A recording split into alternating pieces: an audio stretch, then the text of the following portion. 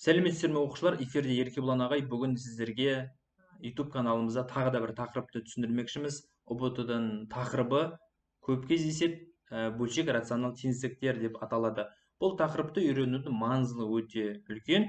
Ертең тригонометриялық болсын, басқа да бір теңсіздіктер шешу барысында бұл теңсіздіктер үлкен рөл атқаратын болады. Сонымен алғашқы есепті қарайық. Теңсіздікті шешіңіз дейді. X қосылған 5, 2x азайтылған 3 кіші 2-ден дейді. Бұл жағдайда көп оқушылар қателесетін қалай? Қате жағын көрсетейін қазір. Бұлар былай істейді. Мына x плюс 5-ті осы жазады да, мына астындағы санды бар ғой, мына 2x минус 3-ті. Оны мына жаққа көбейтіп жібереді, 2 көбейтілген 2x минус 3 деп. Мынау бізде қате. Яғни көп жағдайда пропорция жасалады, пропорция жасауға болмайды. Енді бұл есепті қалай шығарамыз? Бұл есепті былай шығарамыз. Қараңыздар. Бөлшектің алымын солаймен жазып қойық. Бөлшектің бөлімін де дәл солай жазып қою керекпіз. Мына жақта 2-ні екінші бір жаққа көшіру керекпіз теріс таңбамен. Минус 2 қылып. Себебі мына жақта плюс 2 қылып тұрды, кіші 0-ден. Әрі қарай біз ортақ бөлімге келтіру керекпіз. Себебі бізде бөлшек берілген, одан кейін бос мүше, яғни сан берілген. Әрі қарай біз ортақ бөлімін келтіру керекпіз. Бұл жерден бізде бөлшек, одан кейін сан берілген. Санын енді сіздерге оңай жолы. Енді осындай сандар келетін болса есеп. Мына жалғыз тұрған санын үстіне бөлшектің бөлімін жазып қойыңдар 2x минус 3 деп. Сол сіздерге дұрысырақ болады. Әрі қарай біз келесі бір есепті шешеміз. Яғни бөлшектің ортақ бөлімі 2x минус 3 болып тұрды. Жоғарысында алымында x плюс 5 минус, қараңдар, 2x-те 2-ге көбейтсек минус 4x болады. Әрі қарай мына минус бар ғой, мына жерде тұрған минус.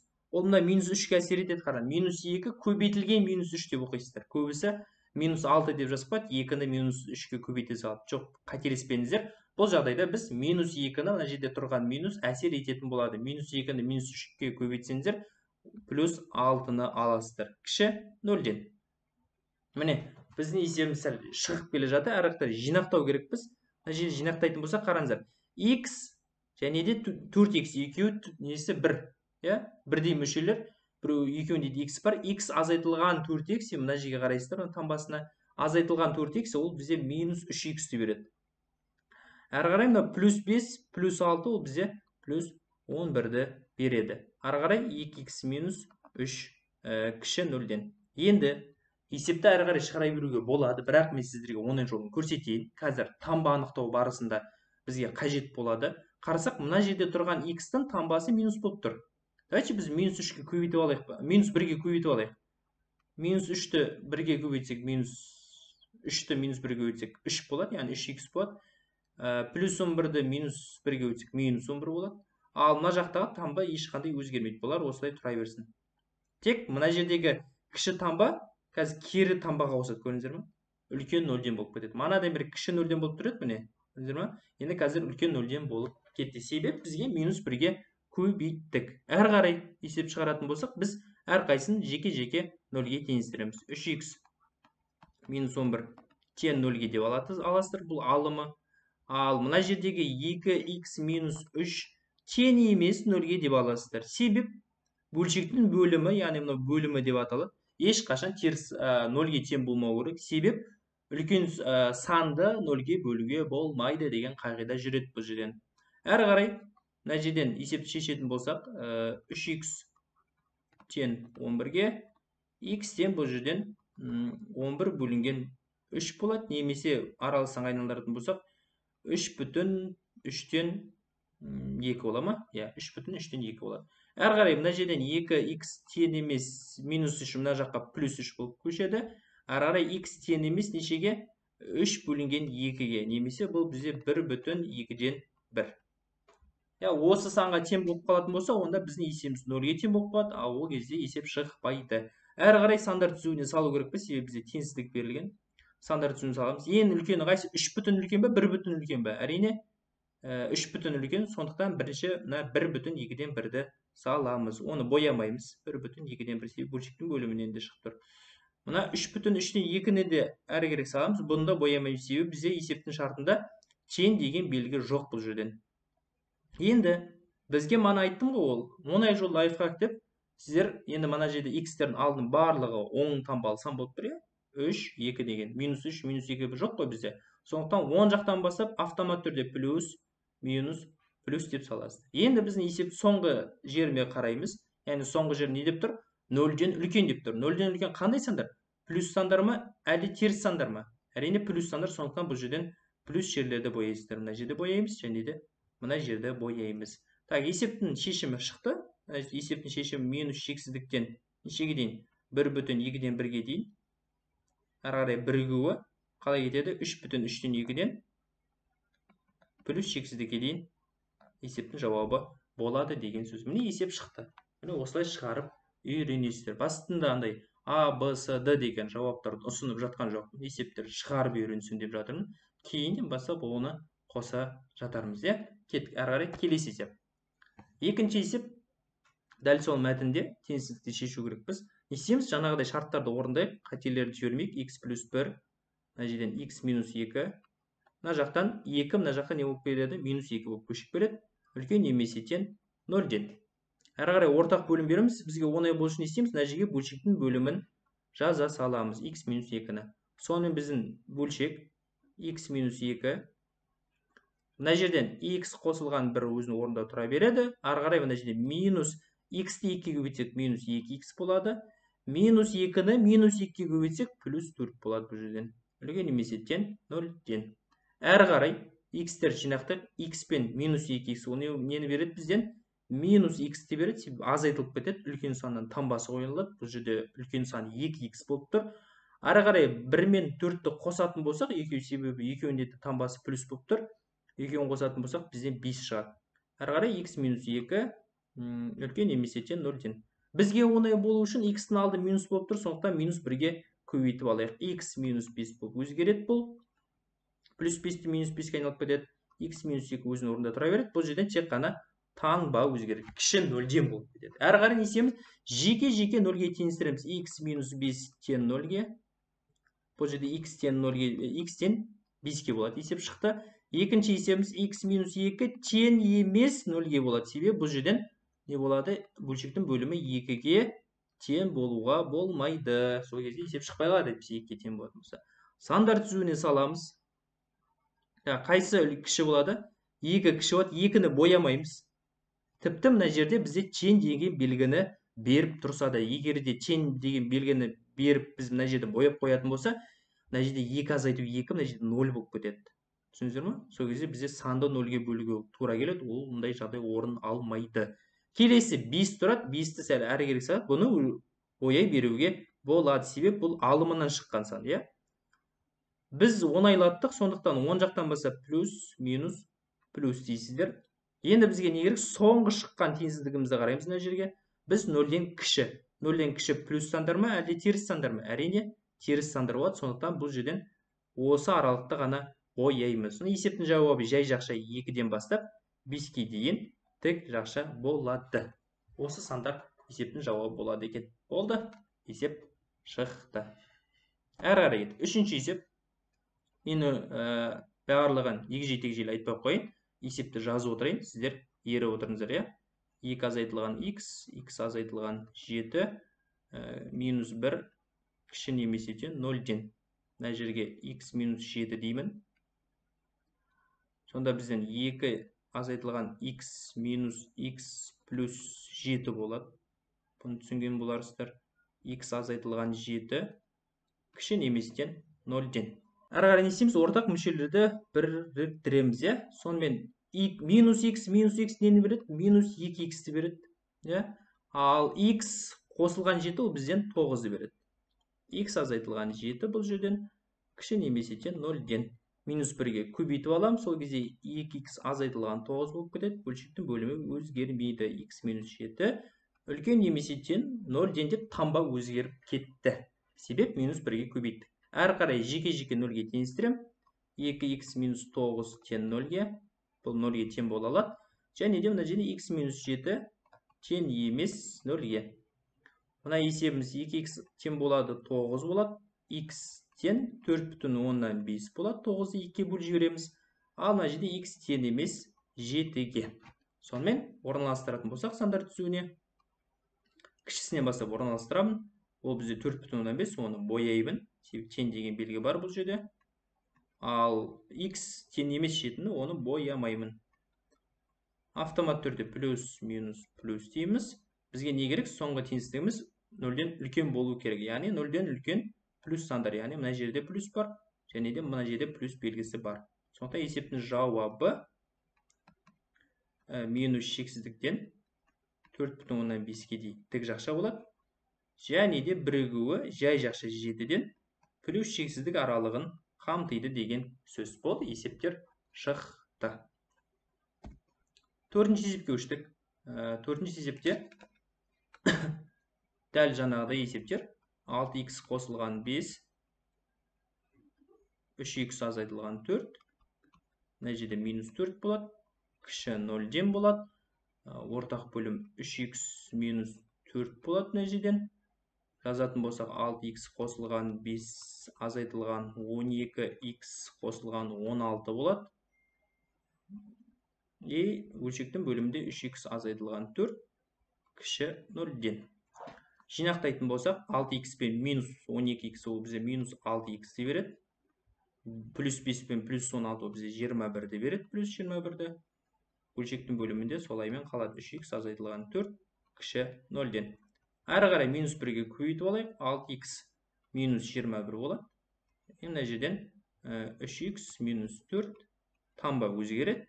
Үлкен 0-ден болады. Әрі қарай жеке 0-ге теңестірем.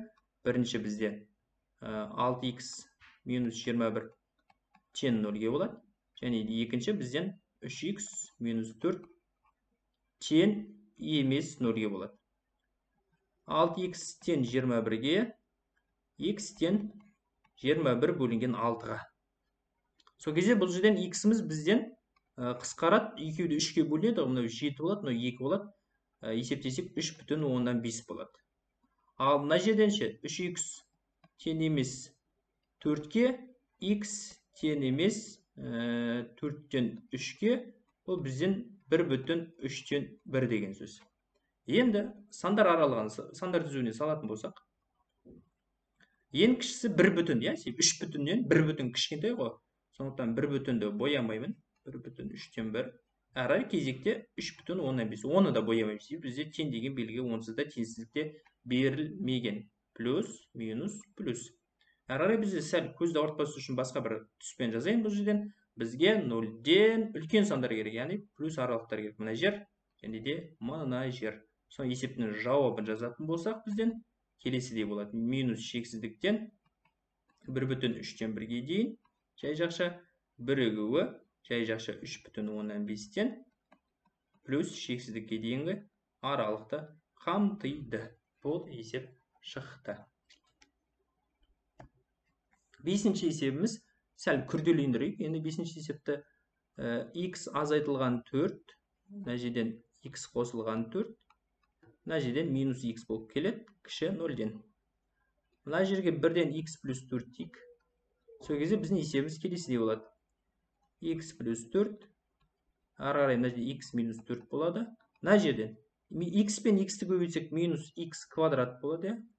Және де плюс 4-ті минус x-ке көбейтсек минус 4x болады. Бұл жерде квадраттық теңдеу бар екен бізде.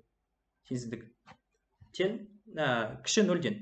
Жинақтайтын болса, қараңыздар, мына x пен x квадрат жинақталмаймыз. Біз кіммен жинақтаймыз? X пен минус 4x-ті жинақтаймыз. Бірақ бірінші үлкенінен бастап жазамыз. Бұл жерден ең үлкені минус x квадрат болып тұр. Әрі қарай x пен минус 4x минус 3x-ті береді. Және де минус 4. Астында бөлшектің бөлімінде x плюс 4. Сіздер астында деп айтып үйренкілегенсіз. Негізі математиктерде бөлшектің бөлімі деп айтып үйренсеңдер дұрыс болады. X квадраттың алды минус болып тұр. Сондықтан бұны минус 1-ге көбейтіп жіберемін. X квадрат плюс 3x болып кетеді. Мынау минус 4 плюс 4-ге айналып кетеді. Арай бөлшектің бөлімінде x плюс 4 таңба өзгереді. Кіші 0-ден. Арай жеке-жеке 0-ге теңестірем. Мына жерден квадраттық теңсіздікке келген көрініп тұр. X квадрат қосылған 3x қосылған 4 тең 0-ге. Бұл жерде дискриминант шешсеңіздер де болады, ветпен шығарсаңыздар да болады. Кімге қалай ыңғайлы? Бұл жерден енді ветпен шығарған, дискриминантпен шығарған дұрыс болады деймін. Ветпен де болады негізінен. Мына жерде шығарайық. 3-тің квадрат тұрады, мына жерден. азайтылған 4 көбейтілген, шықпайды екен бұл. Көбейтілген 4 тең неше? 9 болады. Азайтылған 16 бізде неше шығып қалды? 9-а 16-ны азайтсақ минус 7 болады, иә. Бұл дискриминанттан теріс сан шықпады, яғни есептің жауабы бұл жерде алмаймыз, яғни бұл жерде жоқ. Енді біз тек кімді аламыз жауапқа? X плюс 4 тең емес 0-ге деп теңестіреміз. Және де x тең емес минус 4-ке. Есепке тек қана қай аралықты саламыз? Біз мысалы мына дискриминанттан сан шыққан жоқ, сонда бұларды орналастырмаймыз. Тек қана минус 4-ті орналастырамыз. Бізге не керек? Берілген теңсіздігіміз 0-ден үлкен болу керек, яғни ол 10 жақ боялады деген сөз. Сондықтан жауабы минус 4-тен плюс шексіздік аралығын қамтиды деген сөз. Шексіздіктер дұрыс салынбай жатқан секілді, менен білмейіп. Минус 4-тен плюс шексіздік аралығын қамтиды есептің жауабы. Көрдіңіздер ме? Бөлшектің алымы шықпай қалды. Біз ештеңе істеген жоқпыз. Сол шықпаса шықпай ақ қойсын. Бөлшектің бөлімімен жұмыс істеп кеттік. Дәл солай бөлшектің алымы шықпай қалса, то есть бөлшектің бөлімі шықпай қалса, онда алымымен жұмыс істеп есепті шығарып кете бересіздер. Бұл жерде проблема жоқ. Қайда кетті сандарым деп отырмаңыздар, иә? Әрі қарай кеттік. Түстерді өзгертіп отырайық көзге.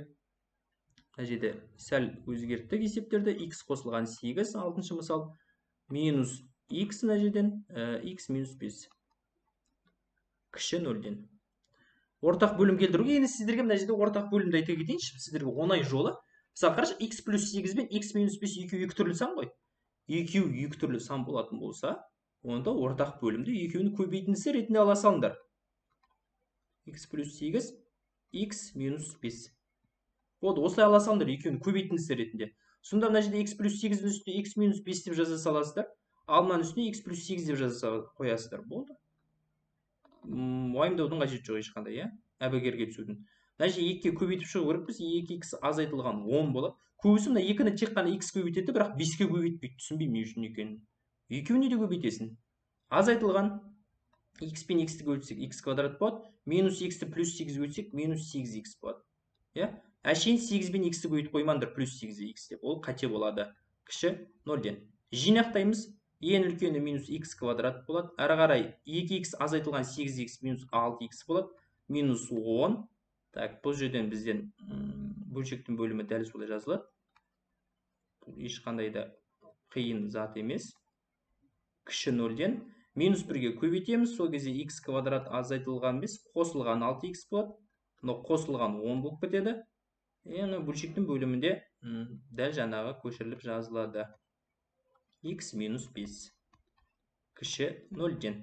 Әрі қарай жеке-жеке 0-ге теңестіреміз. Бірінші біздер x квадрат қосылған 6x қосылған 10 тең 0-ге деп дискриминант шығарамыз, иә? Дискриминант шығаратын болсақ, мына жерде 36 болады. Азайтылған 4 көбейтілген 10 болады. Мына жерден 36, азайтылған 40 болады. Қарасақ, тағы да теріс сан шығып кетті, минус 4 шықты. Яғни бұл жерден бұны қарастырмаймын деген сөз. Екінші біздің қарастыратын неміз бөлшектің бөлімін x плюс 8 және де x минус 5 тең емес 0-ге деп аласыздар. Жеке-жеке 0-ге теңестіресіздер. X тең емес минус 8-ге, міне плюс 8 болса жақшаның сыртына минус 8 болып шығады. X тең емес минус 5 болатын болса плюс 5 болады. Болды, сандар түзуіне саласыздар. Бұл екеуі мына жоғарыдағыны қарастырмаймыз. Ең кішісі минус 8, оны боямаймыз. Және де 5. Автомат түрден плюс, минус, плюс. Бізге не керек? Есептің шартында 0-ден кіші аралық керек. 0-ден кіші аралық, ол теріс аралық болады. Ол мына жер теріс аралық. Сондықтан есептің жауабын жазатын болсақ, жай жақша минус 8-ден 5-ге дейінгі сандар аралығы болады. Болды, есеп шықты. 7-ші мысал. Одан сайын күрделендіре берейік біз. X минус 2, x болады. Мына жерден минус x плюс 2, x минус 2, минус 3 болып көшіп келеді. Мына жерден кіші 0-ден. Әрғаны мен айттым, жаңағыдай бөлшектің бөліміне қараймыз бірінші. Бөлшектің бөлімдері бізде екеуі екі түрлі болып тұр. X болып тұр және x минус 2 болып тұр. Ортақ бөлім, яғни бұлардың көбейтіндісі болады. X минус 2. Жақшамен жаза қойсыздар. Екеуінің арасында көбейту бар. Сондықтан мына жерде не жоқ? Мына жерде x плюс 2 жоқ. Мына жерде x жоқ. Ал мына жалғыз тұрған 3-тің үстіне мына тұрған бөлшектің бөлімі жаза саласыздар. X минус 2 деп. иә, себебі бұл астында 1 бар деп есептейсіздер, оны уақыт созбай ақ қояйық, сіздер білесіздер деп ойлаймын. Әрі қарай мынаны көбейту керекпіз. X минус 2 бүйтіп жазып алайықшы. X плюс 2 бұл a плюс b, a минус b, a квадрат минус b квадратқа келеді. Азайтылған x-ті көбейтеміз, x-ке x квадрат болады. Минус x-ті плюс 2, минус x-ті плюс 2-ке көбейтсек, бұл жерден бізде минус 2x-ті аламыз. Әрі қарай мына жерден минус 3x болады. Мына жерден былай жазасақ, x минус 2 деп. Кіші 0-ден. Мұқият қарап отырыңыздар, есеп. Не болып кетті деп отырмаңыздар, мұқият қарай. Мына жерде біздер қысқаша көбейту формуласын қолдана салсақ болады. Бұл жерде a плюс a минус b, a плюс b ол бізде a квадрат минус b квадрат дегенді білдіреді. Яғни 2-нің квадраты ол 4 болады. Азайтылған x квадрат, азайтылған 2x, азайтылған 3x квадрат болады.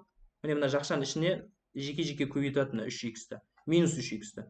Минус 3x-ті 2-ке көбейтсек, минус 2-ке плюс 6x болады. Бөлшектің бөлімі. Мына жерден бұларға тиіспей қойыңыздар, жақшаның ішіне кіргізбей қойыңыздар. Бұл қажет емес бұл. Қазір жеке-жеке нөлге теңестіре қоймыз болды. Мына x квадрат пен минус x квадрат жойылып кетеді. Себебі екеуі біреу плюстан ба, біреу минустан ба, екеуі бірдей сандар, бұлар жойылады. Ең үлкені минус 3x квадрат болады. Ары қарай минус 2x пен плюс 6x плюс 4x-ті береді. Себебі 6-ның таңбасы үлкен, плюс болып тұр. Минус 4, бұл жерде ешқандай сан жоқ, бөлшектің бөлімінде x минус 2 кіші 0-ден. Әрі қарай бұның барлығын минус 1-ге көбейтіп аламын. Плюс 4x минус 4x-ке айналып кетеді, және де минус 4 плюс 4-ке айналады. Бөлшектің бөліміне жазып қоямыз. Кіші, үлкен 0-ден болып таңба өзгеріп кетті, ұмытпаңыздар. Енді әрі қарай біздер бірінші жағдай бөлшектің алымы 0-ге теңестіріп алайық. Бірінші 3x квадрат азайтылған 4x қосылған 4 тең 0-ге. Бұл жерден бізде дискриминант шешіп көрейік. 4-тің квадраты 16 болады. Азайтылған 4 көбейтілген 3 көбейтілген 4. Түсініп тұрмын, теріс таңба шығатынынша. Бұл жерден теріс таңба шығады деп жазасайықшы мына жерден, себебі мына жерде 4 пен 3-тің көбейткен, мысалы 4 пен 4-ті көбейтсең өзінде 16 шығып тұр қазір. Тағы да 3-ті көбейту керек, 48 болады, 16-дан 48 азайтсаң теріс сан шығады. Бұл жерде бұны қарастырмаймыз. Екінші бізде тек қана x минус 2-ні тең емес 0-ге деп аласыздар. Бұл жерде жеке-жеке теңестірсең x тең емес 0-ге, мына жақшаның сыртындағы x, және жақшамен ішінде тұрған x минус 2 тең емес 0-ге, x тең емес 2-ге. Болды, міне осыларды ғана сандар тізуіне сала қоясыздар. Ең кішісі 0 болады, және де 2 болады. Қосу, плюс, минус, плюс таңбалары. Бізге не керек? 0-ден үлкен таңбалар керек. Ол плюс таңбасы мына жерде бар, және де плюс таңбасы мына жерде бар. Енді есептің жауабын жазатын болсақ, минус шексіздіктен 0-ге дейін жай жақша бірігуі 2-ден плюс шексіздік аралығын қамтиды деген сөз. Болды, есеп шықты. Қалай, есептер ұнап жатыр ма? Егерде есептер ұнаған болса, сабақтар ұнаған болса, онда өздерін достарыңызға жіберуді, біздің инстаграмға тіркелуді ұмытпаңыздар. Біздің арнамызға да тіркеліп қойыңыздар, Мына жердегі есеп, 8-ші есеп кеттік. X квадрат қосылған 4x, сіздер көп есеп шешу арқылы ұбытуға да қорықпай кіресіздер. Есеп шығармайсыздар, бір есеп шығарасыздар, онда есеп келмей қалса, ертең жылап, маған ондай есептер келмей қалды, тақырып келмей қалды деп жүресіздер. Бөлшектің бөлімінде біз x плюс 2 мен 3 тұр, бұлардың көбейтіндісі ретінде ала қоямын. 3x плюс 2. Мына жерден x квадрат, азайтылған 4x, қосылған 4x. Мына жерде не жоқ? Мына жерде 3 жоқ. Ал мынада бөлшектің бөлімінде x плюс 2 жоқ. Осылар жазуға ұмытпайық. Мына жерге, значит, мына жерге 3-ті көбейтуге ұмытып кетіппіз ғой, айтпайсыңдар ма? Мына жерде 3 болады көбейту. Енді бұл жерде қатты маңызды емес. Азайтылған 2x-ті x-ке өтсек, минус 2x квадрат болады. Минус 2x плюс 2-ке өтсек, минус 4x болады. Кіші немесе тең 0-ден. Әрі есепті шешетін болсақ, 3-ті жақшаның ішіне кіргізу керекпіз бұл жолы. 3x квадрат қосылған 12x, азайтылған 2x квадрат, азайтылған 4x. Мына жерден бөлшектің бөлімінде 3x плюс 2. Кіші немесе тең 0-ден. азайтайтындарды азайтайық. 3x квадраттан 2x квадрат азайту керекпіз. Себебі екеуінің біреуінде плюс, біреуінде минус тұр. Ол кезде x квадрат болады. О, бізде x квадраттың алды нормально шықты. Плюс 12x минус 4x ол бізде азайтылады. Плюс 8x болады. Болды, басқа сан жоқ. Ал бөлшектің бөлімінде ол 3x плюс 2. Кіші немесе 0. Ешқандай минус 1-ге көбейтудің қажеті жоқ, бұл жерде проблема жоқ, әрқайсысын жеке-жеке 0-ге теңестіре қоямыз. X квадрат қосылған 8x тең 0-ге. Бұл жерден x-ті жақшаның сыртына шығарып жіберейік, себебі екеуінде де x бар. Бұл бізде естеріңізде болса 8-ші класста толымсыз квадраттық теңеу деп аталады. Толымсыз квадрат теңеуді осылай шешесіздер. X-ті жақшаның сыртына шығарып жібереміз. Сонда бізде x қосылған 8 ғана қалады. Тең 0-ге. Әрі қарай бізде жеке-жеке 0-ге теңестіреміз. X тең 0-ге, x тең минус 8-ге. Мына жерде плюс 8 тұр, сыртқа минус 8 болып барады. Әрі қарай екіншісі бізден бөлшектің бөлімін енді мына жерде 3-ті ешқандай санға теңестірмесек те болады. Былай жазып қояйықшы. 3x плюс 2 тең емес 0-ге. Бұл жерде 3-ті ойламай қойыңыздар. 3 керек емес бізге.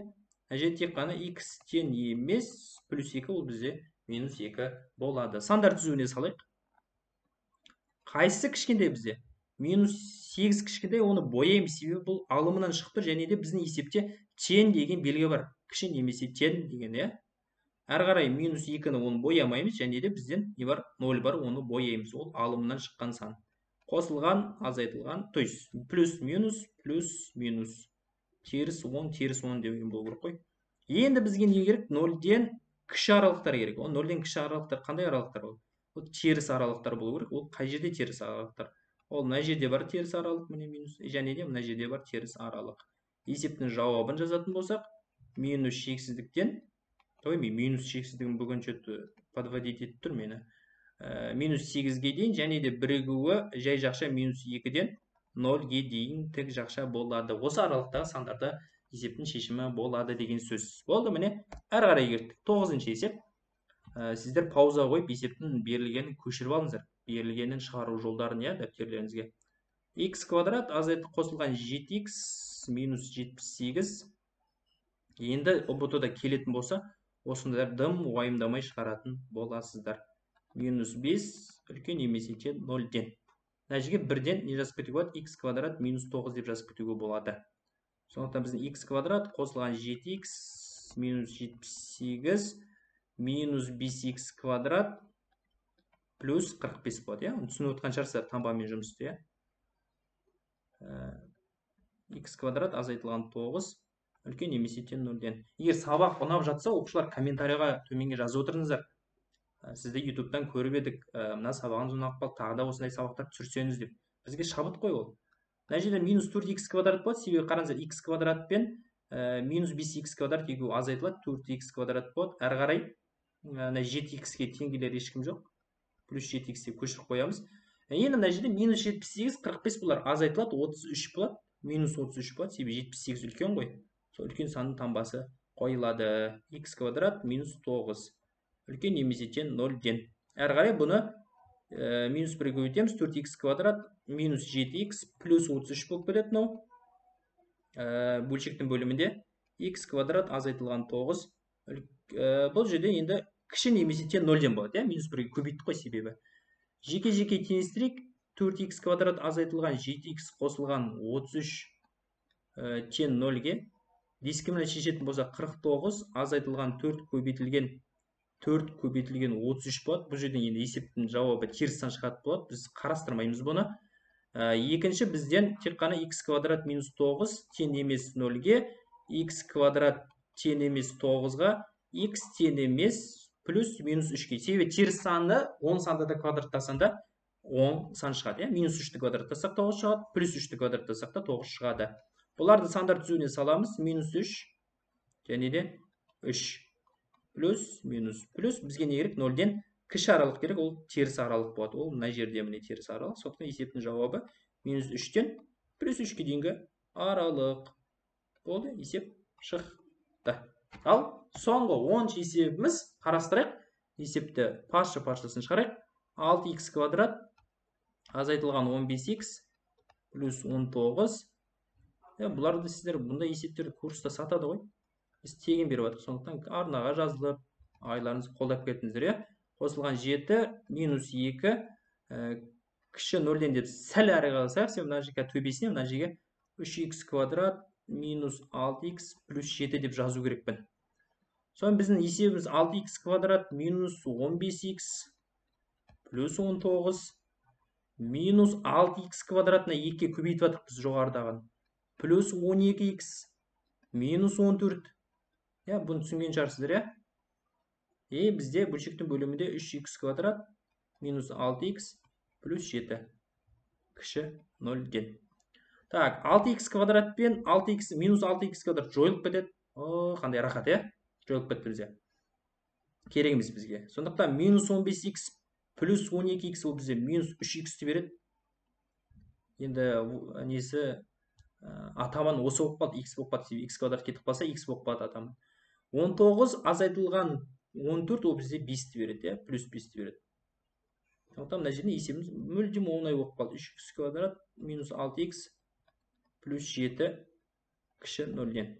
Минус 1-ге көбейтіп алайық. 3х минус 5. Мына жерден 3х квадрат минус 6х плюс 7 үлкен 0-ден болып кетеді. Әрқайсысын 0-ге теңестірейік. 3х минус 5-тен 0-ге, 3х-тен 5-ге, х-тен 5-ті 3-ке бөлу керекпіз. Ол бізде 1,3-тен 2 болады деген сөз, иә? Әрі қарай екінші есебіміз не? Оны бізде біріншісі деп жазып қояйық, түсінікті болу үшін. Мына жерде басқа түсті алайық. Екіншісін сәл өзгешелеу үшін. Екіншісі бізде 3х квадрат минус 6х плюс 7. Бұл бізде тең емес 0-ге. Сонда да дискриминант шығарамыз бізде. 36 болады 6 квадрат, азайтылған 4 көбейтілген 7 көбейтілген 3. Ол үлкен сан шығып кететін, түсінікті, теріс сан шығып кетеді, иә, мына жерден. Сондықтан бұны біз қарастырмаймыз. Ол уже бөлшектің бөлімінде шықпай қалды бұндай есептер. Оны біз басымызды ауыртпаймыз. Басты ауыртпас үшін жоғарыдағыны аралыққа салу керекпіз. Ол бізден 1,3-тен 2 деген сан. Енді біздің есеп не керек? Біздің берілген есебіміз х-тер 0-ден үлкен болу керек, яғни ол 10 жақ бой алады деген сөз. Сондықтан есептің жауабы жай жақша 1,3-тен 2-ден қай жерге дейін барады? Плюс шексіздікке дейін барады деген сөз. Міне есептің жауабы шықты. Осымен біздің бөлшек рационалға теңсіздікке байланысты тақырыбымыз аяқталды. ОБТ есебі бұл, ОБТ тақырыбы болғандықтан сіздерге арнап шығардық. Біздің арнамызға, YouTube арнамызға жазылуды ұмытпаймыз. Колокольчикті басып қоямыз міндетті түрде. Осындай тегін сабақтар шығып жатса, міндетті түрде қарап аласыздар, еске түсіресіздер. Және де біздің Инстаграмға жазылуды ұмытпаңыздар. Ереке ағайлар сіздерді күтеді. Жақсы, сау болыңыздар.